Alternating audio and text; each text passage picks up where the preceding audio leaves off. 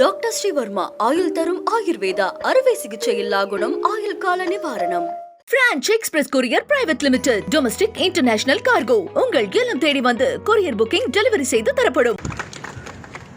நம்மை எல்லாம் மனிதர்களாய் தலைநிமிர வைத்த நம்முடைய மகத்தான தலைவர் புரட்சியாளர் அம்பேத்கர் அவர்களின் திருவுருவச் சிலையை மாம்பாக்கத்தை சார்ந்த பொதுமக்கள் ஒன்று கூடி ஏற்கனவே இதை நிறுவி பல ஆண்டுகளாக திறந்து வைக்காமல் காத்திருந்து அந்த அரிய வாய்ப்பை எனக்கு நீங்கள் வழங்கியிருக்கிற இந்த சூழலில் உங்களுக்கு நான் நன்றி சொல்ல கடமைப்பட்டிருக்கிறேன். என்னுடைய மனமார்ந்த நன்றி. அந்த சிலை அருகே கௌதம புத்தரின் 2.5 அடி உயரத்திலான அமர்ந்த நிலையில் இருக்கும் சிலையை நம்முடைய தோழர்கள் படிக்கூண்டுக்கும் கீழே வைத்திருக்கிறார்கள். ஆனால் காவல்துறையினர் படிக்கூண்டுக்கும் கீழே வைத்திருக்கிற கௌதம புத்தரின் சிலையையும் அப்புறப்படுத்த வேண்டும் என்று நள்ளிரவு 2 மணி வரையில் உங்களோடு வந்து மல்லு கட்டி இருக்கிறார்கள். இருக்கிற வேலையெல்லாம் போட்டுவிட்டு புத்தர் சிலையை அப்புறப்படுத்துங்கள் என்று உங்களுக்கு நெருக்கடி தந்திருக்கிறார்கள். சட்டம் ஒழுங்கின் மீது அவர்களுக்குள்ள பொறுப்புணர்வை பார்த்து நான் வியந்து போகிறேன், பாராட்டுகிறேன். என்னே கடமை உணர்ச்சி, சட்டம் ஒழுங்கை காப்பாற்ற வேண்டும் என்கிற பொறுப்புணர்ச்சி, கௌதம புத்தரை படிக்கூண்டுக்கு கீழே வைத்தால் இந்த மாவட்டம் எங்கும் சட்டம் ஒழுங்கு பிரச்சனை ஏற்பட்டுவிடும் என்று அவர்கள் அஞ்சி அப்புறப்படுத்திவிட்டு நிம்மதியாக போய் படுத்திருக்கிறார்கள். இந்தியாவில் ஏன் உலகமெங்கும் லட்சக்கணக்கான சிலைகள் கௌதம புத்தருக்கு இருக்கின்றன. உலகிலேயே மிக உயர்ந்த சிலை, பிரம்மாண்டமான சிலை, மிக மிக அதிகமான சிலைகள் ஒருவருக்கு உண்டு என்றால் அது பகவான் புத்தருக்குத்தான்.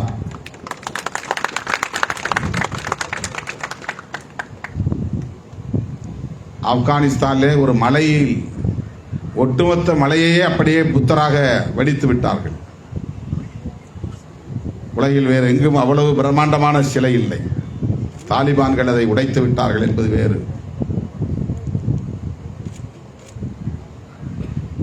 அவருக்கு அடுத்தபடியாக உலகமெங்கிலும் ஒருவருக்கு சிலைகள் உண்டு என்றால் அது இயேசு பெருமானுக்கு. அவருக்கும் அடுத்தபடியாக அதிகமான சிலைகள் ஒருவருக்கு நிறுவப்பட்டிருக்கிறது என்றால் அது புரட்சியாளர் அம்பேத்கர் அவர்களுக்கு தான்.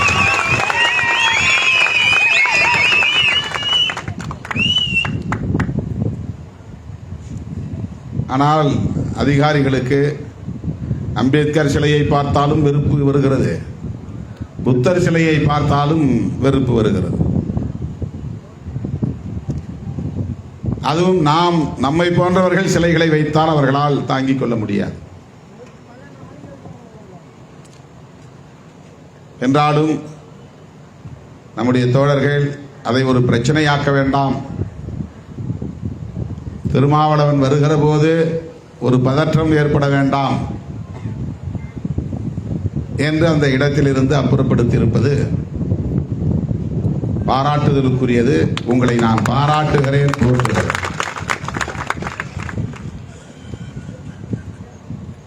இதுபோல பெருந்தன்மையாக நடந்து கொள்வதால் ஒருபோதும் நாம் தாழ்ந்து விட மாட்டோம், வீழ்ந்து விட மாட்டோம், பணிந்து விட்டோம் என்றும் பொருள் இல்லை.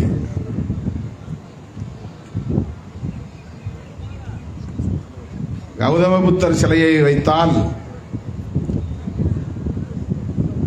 எல்லா பொதுமக்களும் அந்த சிலையை பார்த்து வணக்கம் செய்வார்களே தவிர யாரும் அதை கண்டு எரிச்சல் அடையப் போவதில்லை. ஏன் இந்த வன்மம் அவர்களுக்கு இருக்கிறது என்று நமக்கு புரிந்து கொள்ள முடியவில்லை. எளிய மக்களிடமிருந்துதான் சரியாக 100 விழுக்காடு நூல் பிடித்த மாதிரி சட்டம் பேசுவார்கள். அனுமதி வாங்கினீர்களா? அனுமதி வாங்கி கொடியேற்றினீர்களா?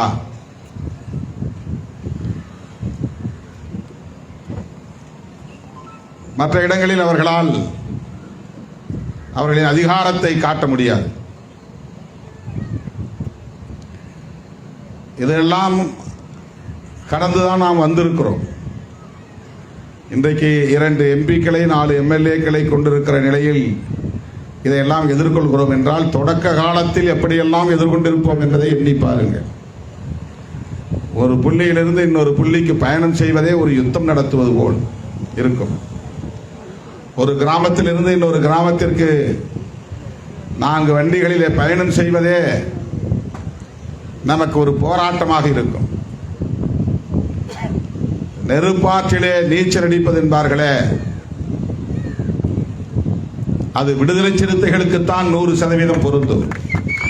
அப்படித்தான் நாம் நெருப்பாற்றில் நீச்சல் அடித்து இன்றைக்கு இருக்கிற இடத்தை தொட்டு இருக்கிறோம். தோழர்களே, அதற்காக நீங்கள் வருந்தக்கூடாது. அதை எண்ணி மன உளைச்சலுக்கு ஆளாக தேவையில்லை. இப்போது அந்த மண்டபத்திலே வைத்திருப்பது போல் அங்கேயே இருக்கட்டும். அந்த சிலையை பார்த்து நீங்கள் உள்ளே உட்கார்ந்து தியானம் செய்வதற்கான ஒரு இடமாகவும் அது அமைந்திருக்கிறது. ஆகவே அதை நீங்கள் ஒரு தோல்வியாக கருத வேண்டாம், ஒரு வீழ்ச்சியாக கருத வேண்டாம், அதற்காக மனம் வருந்த வேண்டாம் என்று உங்களை கேட்டுக்கொள்கிறேன். நேற்று விஜயவாடாவுக்கு போயிருந்தேன். விஜயவாடா என்பது ஒரு முக்கியமான நகரங்களுள் ஒன்று இந்தியாவில்.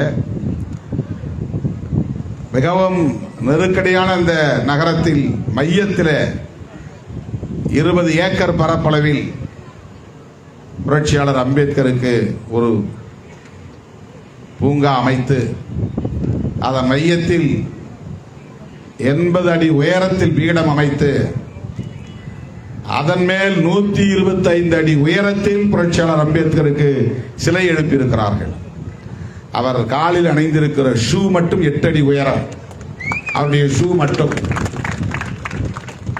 எவ்வளவு பெரிய உயர்ந்த மனிதர் அந்த சிலைக்கு கீழே போய் நின்றால் உயர்ந்த சாதியை சார்ந்தவர்கள் அம்பேத்கர் சிலையின் காலடியில் போய் நின்றால் அவர் ஷூ உயரம் கூட வராது. சாதியால் அவர்கள் உயர்ந்த மனிதராக இருக்கலாம், ஆனால் அறிவால் உயர்ந்த அந்த மாமனிதரின் காலடியின் முன்னால் அவர்கள் தூசி போன்றவர்கள் தான். நான் எண்ணி பார்த்தேன், வியந்து பார்த்தேன். எந்த மனிதனை தீண்டப்பட கூடாத ஒருவன் என்று பள்ளி வகுப்பிலே அவமானப்படுத்தினார்களோ, எந்த ஒரு சிறுவனை மாட்டு வண்டியில் இருந்து குப்பர சாய்த்து வண்டியும் தீட்டுப்பட்டு விட்டது என்று சொல்லி அவமானப்படுத்தினார்களோ, அந்த மனிதன் இன்றைக்கு விஸ்வரூபம் எடுத்து விண்ணுயர் எடுக்கிறான். இதுதான் வரலாறு. விடுதலை சிறுத்தைகளின் வரலாறும் அப்படி விஸ்வரூபம் எடுக்கும். அதை நீங்கள் மனதிலே வைத்துக் கொள்ளுங்கள். இன்றைக்கு இதை சிறிய கட்சியாக பார்க்கலாம், எளியோரின் கட்சியாக பார்க்கலாம், வலுவில்லாத கட்சியாக பார்க்கலாம். ஆனால் கொள்கையில் உறுதிப்பாடுள்ள ஒரு இயக்கம் இந்தியாவிலேயே உண்டு என்றால் அது விடுதலை சிறுத்தைகள் கட்சிதான். அந்த கட்சியின் வளர்ச்சியை, எழுச்சியை எவராலும் தடுக்க முடியாது. இதை எழுதி வைத்துக் கொள்ளுங்கள். நம்மோடு இந்த அரசியல் களத்தில் பயணத்தை தொடங்கியவர்கள் எல்லாம் இப்போது காணாமல் போய்விட்டார்கள். இந்த களத்தில் எத்தனை சூறாவளிகள், எத்தனை காட்டாற்று வெள்ளங்கள், எத்தனை பூகம்பங்கள், எத்தனை பேரிடிகள், அவ்வளவையும் தாக்குப்பிடித்து இன்றைக்கு இந்தியா முழுவதும் கவனத்தை ஈர்க்கிற ஒரு பேரியக்கமாக விடுதலை சிறுத்தைகள் கட்சி நிமிர்ந்து நிற்கிறது, எழுந்து நிற்கிறது. அதற்கெல்லாம் காரணம் இது போன்ற பெருந்தன்மையான அணுகுமுறைகள் தான். அதை மறந்துவிடக்கூடாது. காவல்துறையிடம் போய் மல்லுக்கட்டி நிற்காமல் உங்களுக்கு பிடிக்கவில்லையா, ஓகே நாங்கள் எடுத்துக்கொள்கிறோம் என்று அதை எடுத்து உள்ளே வைத்தீர்கள் அல்லவா, அதுதான் உங்களுடைய வெற்றி, அதுதான் உங்கள் பெருந்தன்மை, அதுதான் உங்கள் பக்குவம், அதுதான் உங்களின் முதிர்ச்சி என்பதை நான் பாராட்ட கடமைப்பட்டிருக்கிறேன். அதை ஒருபோதும் நீங்கள் வீழ்ச்சியாக கருத வேண்டிய தேவையில்லை. இன்றைக்கு புரட்சியாளர் அம்பேத்கர் அவர்களின் கருத்துக்களை மேற்கோள் காட்டாமல் யாராலும் பேச முடியாது. உச்ச நீதிமன்றத்தின் தலைமை நீதிபதியாக இருந்தாலும் பாபா சாஹேப் டாக்டர் அம்பேத்கர் சேஸ் என்று தொடங்கிதான் அவர் தீர்ப்பை எழுத முடியும். அம்பேத்கர் இப்படி சொல்லுகிறார் என்று சொல்லித்தான் உச்ச நீதிமன்ற தலைமை நீதிபதியும் தீர்ப்பு எழுத முடியும் என்கிற நிலை. அவர் தொடாத துறைகள் இல்லை, அவர் சொல்லாத கருத்துக்கள் இல்லை.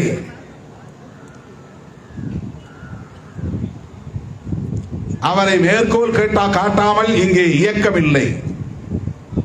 அரசுகள் இயங்காது, நீதிமன்றங்கள் இயங்காது, எந்த துறையும் இயங்காது.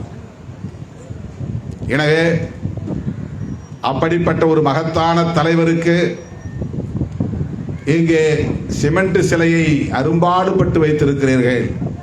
இந்த சிலை வெண்கல சிலையாக விரைவில் மாற வேண்டும். இந்த ஊரில் ஒரு 10 இளைஞர்கள் ஆளுக்கு 1 லட்சம் ரூபாயை திரட்ட முடியாதா? 8 அடி உயரத்து வெண்கல சிலை 10 லட்சம் ரூபாய் தான். 10 பேர் ஆளுக்கு 1 லட்சம் ரூபாய் போட்டு ஒரு சிலையை, இங்கே வெண்கல சிலையை வைக்க முடியாதா? இனி எங்கே சிலை வைத்தாலும் வெண்கல சிலையைத்தான் வைக்க வேண்டும், பாதுகாப்பாக நிறுவ வேண்டும். எனவே விரைவில் ஓராண்டுக்குள் மாம்பாக்கத்திற்கு என்னை நீங்கள் அழைக்க வேண்டும், மாங்குப்பத்திற்கு என்னை நீங்கள் அழைக்க வேண்டும், வெண்கல சிலையை நான் திறந்து வைக்க வேண்டும். அப்படி மறுசீர் அமைப்பை நீங்கள் மேற்கொள்ள வேண்டும் என்று நான் கேட்டுக்கொள்கிறேன். அம்பேத்கருக்கு சிலை வைத்தால் அது கௌதம புத்தருக்கு சிலை வைத்ததாகத்தான் பொருள். கௌதம புத்தருக்கு சிலை வைத்தால் அது அம்பேத்கருக்கு சிலை வைத்ததாகத்தான் பொருள். எனக்கு அவதாரத்தின் மீது நம்பிக்கை இல்லை, ஆனால் அந்த நம்பிக்கையோடு நான் சொல்லுகிறேன், அப்படி ஒன்று இருக்குமே ஆனால் அந்த புத்தர் தான் அம்பேத்கராக மறுபடியும் இங்கே பிறந்து வந்திருக்கிறார். அவர்தான் பௌத்தத்தை மறுபடியும் உயிர்ப்பித்திருக்கிறார். எனவே புத்தருக்கு நீங்கள் சிலை வைக்காவிட்டாலும் அம்பேத்கருக்கு சிலை வைப்பதே பகவான் புத்தருக்கு சிலை வைத்ததாகத்தான் பொருள் என்று புரிந்து கொண்டு நீங்கள் ஒற்றுமையாக இருக்க வேண்டும். நம்மையெல்லாம் மனிதர்களாய் தலைநிமிர வைத்த நம்முடைய மகத்தான தலைவர் புரட்சியாளர் அம்பேத்கரின் டாக்டர் ஸ்ரீவர்மா ஆயுள் தரும் ஆயுர்வேதா அறுவை சிகிச்சை இல்லா குணம் ஆயுள் கால நிவாரணம்.